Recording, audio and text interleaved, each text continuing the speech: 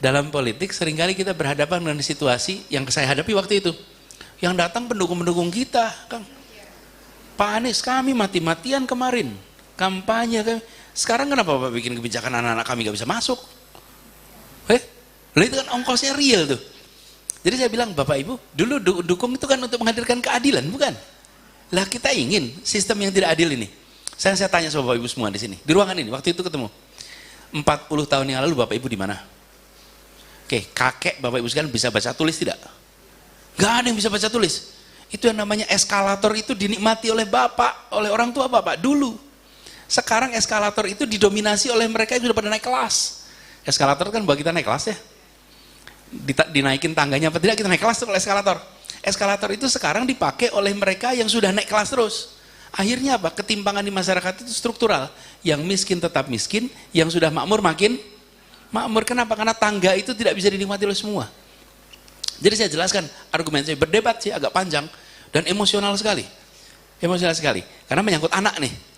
Sampai akhirnya saya bilang kita akan tetap jalan terus. Kita dituntut, diproses segala macam. Bismillah jalan terus. Nah ini yang seringkali benar dalam proses politik enggan untuk diambil. Kami waktu itu putuskan untuk ambil, kenapa? Karena kami yakin bahwa ini akan bisa mengubah wajah Jakarta di masa jangka panjang. Karena mendadak kesetaraan kesempatan itu akan terjadi. Sama kan, partai keadilan, kan harus keadilan kita ini. Fokusnya pada keadilan kita. Udah adil supaya sejahtera. Nah kalau pintunya itu, sekarang kalau saya tanya di ruangan ini, Pak Dr. Nimatullah, Bapak generasi keberapa yang kuliah? Pak Nimatullah, Pak Dokter, generasi keberapa yang kuliah? Dari keluarga Bapak? Dari keluarga Bapak. Enggak, bukan. Enggak, ayah Bapak, kakek Bapak kuliah enggak? Nah itu dia. Ya. Generasi pertama berarti ya? Karena ayah nggak kuliah, Pak. Saya selalu kalau di depan saya tanya, sekarang saya tanya Bapak, ayahnya dulu kuliah tidak? Tidak. Ayah kuliah tidak? Tidak. Nah itu dia. Jawabannya Bapak dapat kesempatan kuliah, jadi bisa duduk di ruangan ini. Sekarang Bapak dapat kesempatan untuk punya privilege. Bapak punya semua sumber daya masuk sekolah manapun. Kenapa harus masuk di sekolah negara yang harus dibiayai oleh negara? Bapak bisa sekolah di tempat lain. Yang sekolah dibiayai negara itu untuk semua orang rata. Yang bila Bapak tidak masuk ke situ, Bapak punya kesempatan mengirimkan sekolah manapun di Jakarta. Pak Dr. Nimatullah bisa kirimkan anaknya sekolah manapun di Jakarta. Tapi ayahnya Pak Nimatullah nggak bisa. Beliau kalau nggak di sekolahin sekolah negeri nggak jadi tuh. Negeri kan dulu, ini pasti udah, pasti. Saya belum tanya udah tahu tuh, gitu. Udah pasti. Kalau dokter umurnya seperti saya mungkin swasta, tapi kalau lebih swasta pasti negeri. Jadi negara itu eskalator sosial ekonomi lewat apa? Pendidikan. Nah eskalator ini sekarang dikuasai oleh mereka yang sudah naik kelas. Karena itu sekarang yang kami lakukan di Jakarta mensetarakan, supaya dalam jangka panjang nanti kita akan ketemu generasi baru terus. Biarkan nanti hari ini orang tuanya mungkin buruh, tapi besok anaknya dokter. Orang ini mungkin hari ini adalah pengemudi ojek, nanti anaknya jadi insinyur. Tapi syarat itu adalah pintunya jangan ditutup. Jadi saya tidak bicara panjang lebar soal pendidikan, tapi saya ingin sampaikan pendidikan adalah soal politik, siapa dapat apa, berapa besar. That's education. Siapa dapat apa, that's education. Jadi bukan soal kurikulumnya, bukan ya iya tentu itu. Tapi sesungguhnya pendidikan tentang siapa dapat apa. Kita naik mobil nih, naik mobil, satu duduk di depan, satu duduk di belakang. Penentunya apa? Iya, saya supir di depan, saya di belakang. Yang membedakan saya sama dia apa? Tingkat pendidikan itu aja. Suku sama, etnis sama, makanan sama, bahasa sama. Bedanya siapa dididik apa hari ini menentukan besok duduk di mana. Gitu kira-kira. Ya, jadi yang membuat saya duduk di belakang dibandingkan yang depan semata-mata karena tingkat pendidikan. Nah itu yang harus kita, jadi kalau ke depan kita lihat pendidikan itu lebih dari sekedar soal teknis di dalam ruang kelas, tapi pendidikan harus dipandang sebagai sebuah instrumen membentuk struktur masyarakat yang adil di masa yang akan datang. Kira-kira begitu. Pak Dr. Nimatullah, mohon maaf jadi Bapak digunakan sebagai sampel Pak. Karena Bapak dokter saya udah bayangin nih. Pokoknya kalau dokter kira udah langsung bayang kok. Gitu. Udah kecium. Ini dulunya pasti susah juga gitu kira-kira kan. Kecium. Kita ini dulunya susah Pak. Cuman ini Pak, kita ini punya kecenderungan kalau sudah mendapatkan kemudahan, tidak mau generasi berikutnya itu menikmati. Kita juga ngalamin KHR. Kalau lagi ada acara, foto bareng KHR. Oh, selesai acara kan foto rame-rame nih. Foto-foto. Lalu setelah orang keroyokan foto, ini pengalaman saya nih Pak, keroyokan mau foto bareng nih. Selfie Pak, itu penuh itu. Lalu nanti ada yang bilang, udah, Pak Anies capek. Gitu. Saya perhatikan yang bilang Pak Anies capek itu pasti udah selfie Pak. Iya, nggak ada tuh yang bilang yang belum selfie bilang udah capek, nggak ada itu. Jadi udah setret gitu kan, udah selesai. Lah ente udah gitu, lah yang lain belum gitu. Nah, kita ini dalam pendidikan sering begitu, udah naik kelas terus, udah cukup gitu. Lah jangan dong, kesempatan itu harus diberikan kepada semuanya. Bagaimana mengubah program jadi gerakan, lalu kuantitas atau kualitas? Kami pernah ada sebuah contoh namanya kelas inspirasi Pak. Kelas inspirasi itu sekarang terjadi di mungkin lebih dari 150 kota yang kita udah nggak tahu lagi. Kenapa? Kan udah jadi gerakan murni. Kenapa itu bisa jadi gerakan murni? Karena kualitatif. Jadi kita mengejar pada kualitatif lalu dia menular.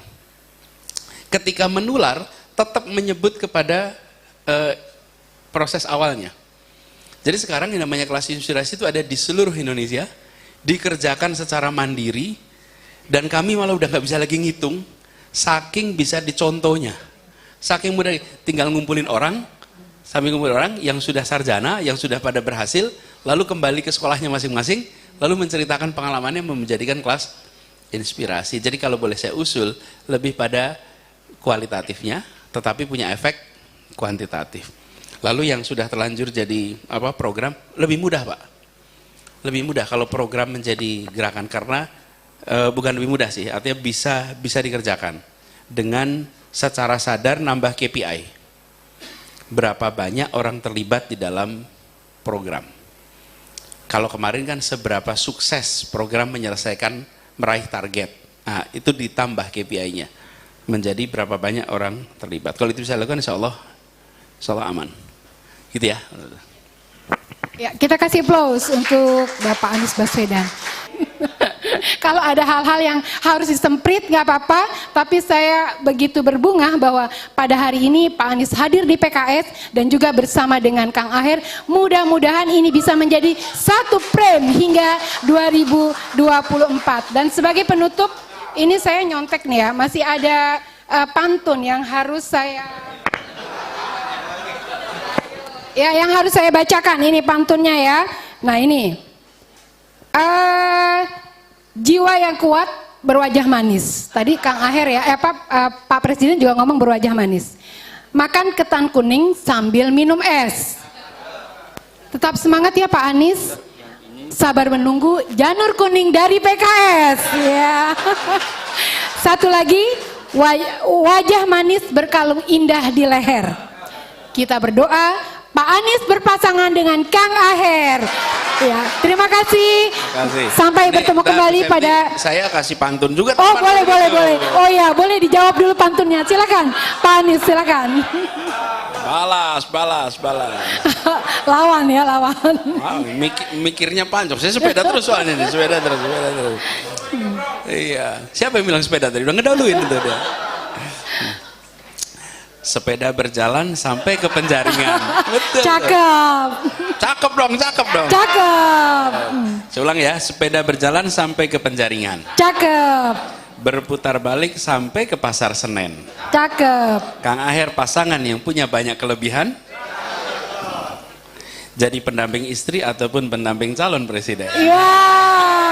Luar biasa ya, makin mengerucut. Insya Allah mudah-mudahan kita berdoa, boleh ya berdoa ya, mudah-mudahan Pak Anies dan Kang Aher bisa berpasangan pada 2024. Ada lagi Pak Anies? Udah. Oh udah. Ada penyerahan cenderamata yang akan disampaikan oleh Kang Aher. Kami persilakan Kang Aher oleh Wakil Ketua Majelis Syuro.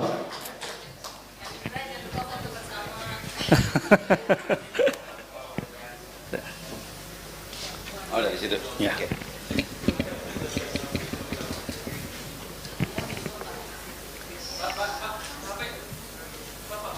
Oke. Ini penyerahan cenderamata.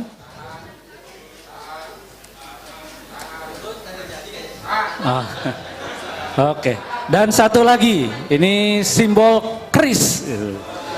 Masya. Simbol keris, ini Mas Anies paham. Rumahnya juga joglo ini Mas Anies.